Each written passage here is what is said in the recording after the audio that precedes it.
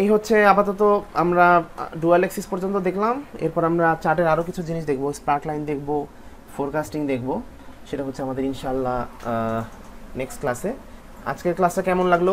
নতুন কিছু শিখতে পারলেন কিনা জানাবেন। জি ভাইয়া, টাইম নিয়ে একটা বিষয় দেখিয়েছিলেন, একটু যদি শেয়ার করি আর কি। তো টাইমের আমার বিষয়টা আসলে কাজ করেছে। টাইমের যে বিষয়টা দেখিয়েছিলেন, আসলে আমি একটা ফরম্যাট রেডি করেছিলাম আমাদের একটা স্টোর এবং ইনভেন্টরিতে, আসলে একটা কনজাম্পশনের জন্য। তো কনজাম্পশনে আমার টাইমটা আসলে কতটুকু দরকার ছিল, সেই টাইমটা আমি আসলে এটার মাধ্যমে দিয়ে করতে পেরেছি। আমি একটা সেটআপ দাঁড় করিয়েছি ওই জায়গায়।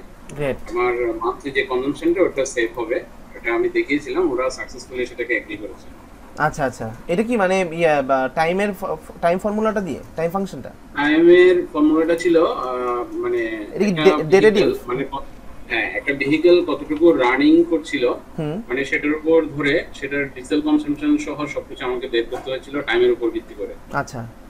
এবং এটা লিন টু লিড, আমাদের একটা লিন টু লিড আছে, ওই লিন টু লিডের মধ্যে কতটুকু এফেক্ট করেছে টাইমের কনজাম্পশনটা সেটা বের করতে হয়েছিল। আচ্ছা আচ্ছা, গ্রেট। তাহলে তো এটা বড় একটা কাজ হয়েছে। হ্যাঁ, ওটা কাজ হয়েছে, ওটা অ্যাকসেপ্ট করেছে। আচ্ছা, তো ওটা মোটামুটি কাজটা, সেজন্য আমি ওই দিনই আপনার থেকে জিজ্ঞেস করেছিলাম যে আসলে টাইমের সাথে ভ্যালুটা কিভাবে বের করতে হয়। আচ্ছা আচ্ছা আচ্ছা, গ্রেট। থ্যাংক ইউ ভাইয়া, এটার জন্য মোস্ট ওয়েলকাম।